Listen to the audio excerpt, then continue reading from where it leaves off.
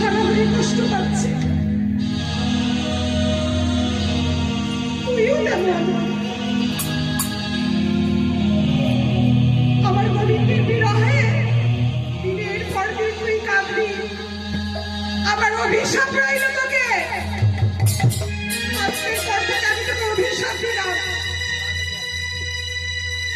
তুই আমার গৌর গোবিন্দের জন্য দিনের পর দিন মাসের পর মাস তুই কাঁদবি। বলো না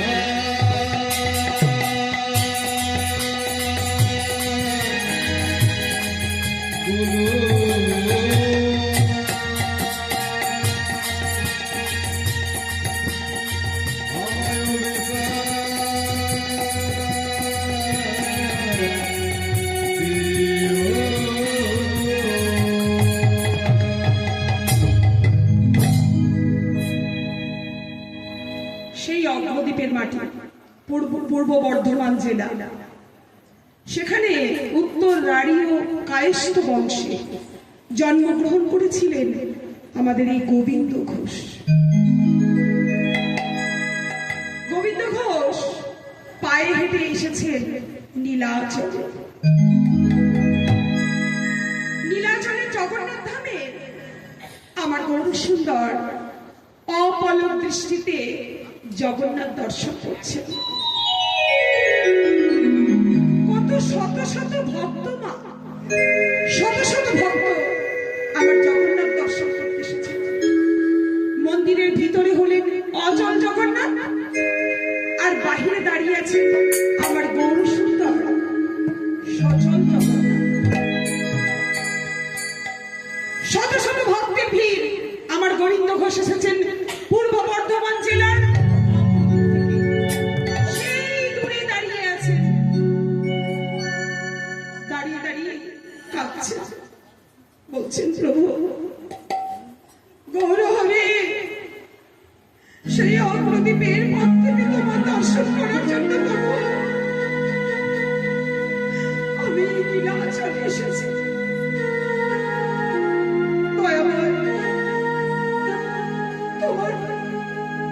তোমার একটুখানি চরণ দর্শন করবো প্রভু। তুমি দর্শন দাও প্রভু, তুমি দর্শন দাও।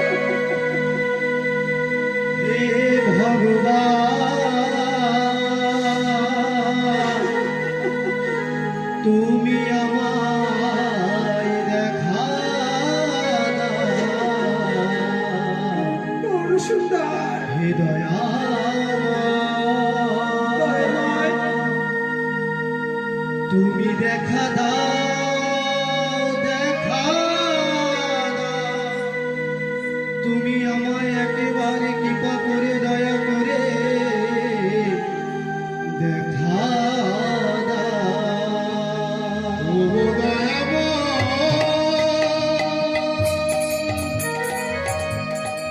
ও দয়া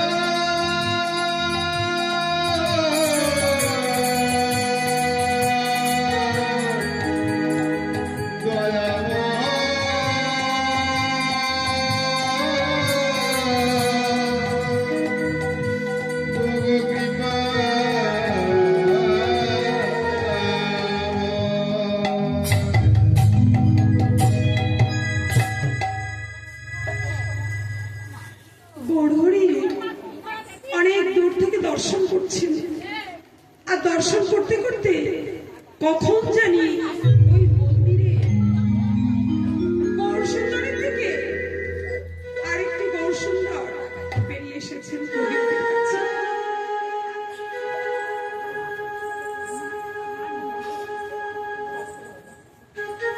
গোবিন্দের কাছে বেরিয়ে এসে বলছেন, কি গো তোমার নাম কি?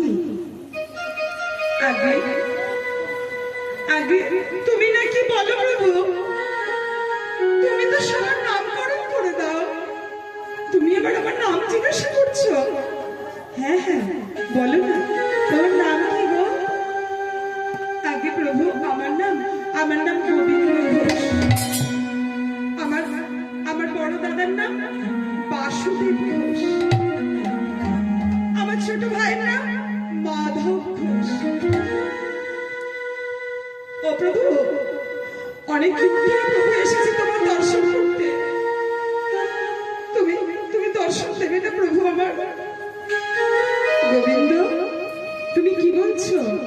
মন্দিরের ভিতরে যে আছেন স্বয়ং জগতের স্বামী জগন্নাথ, তুমি তেনার দর্শন করো। দয়াময়, তুমি তো মন্দিরের অচল জগন্নাথ দয়াময়, আর তুমি তো হলেন সচল জগন্নাথ। তুমি থাকতে আমি সেই অচল জগন্নাথের কেন দর্শন করবো দয়াময়? আচ্ছা, বেশ বেশ, তাহলে চলো আজকে রাতটা না তুমি আর আমি সেই গম্ভীরায় গিয়ে আজকে কৃষ্ণ লীলা রস আস্বাদন করব।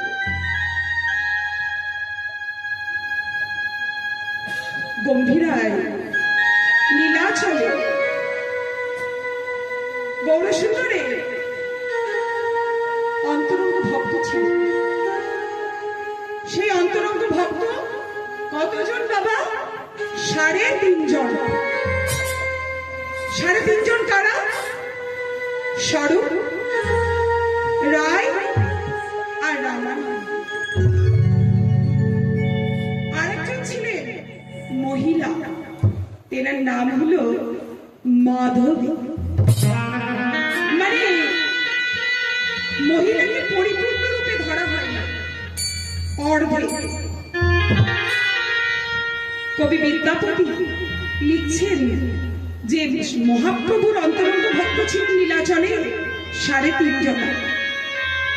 আর এই অন্তরঙ্গ ভক্তদের সঙ্গে নিয়ে আমার গোবিন্দ ঘোষকে সঙ্গে লয়ে কি গাইছেন আমার মহাপ্রভু গম্ভীরায়? গম্ভীরা মন্দির মাঝে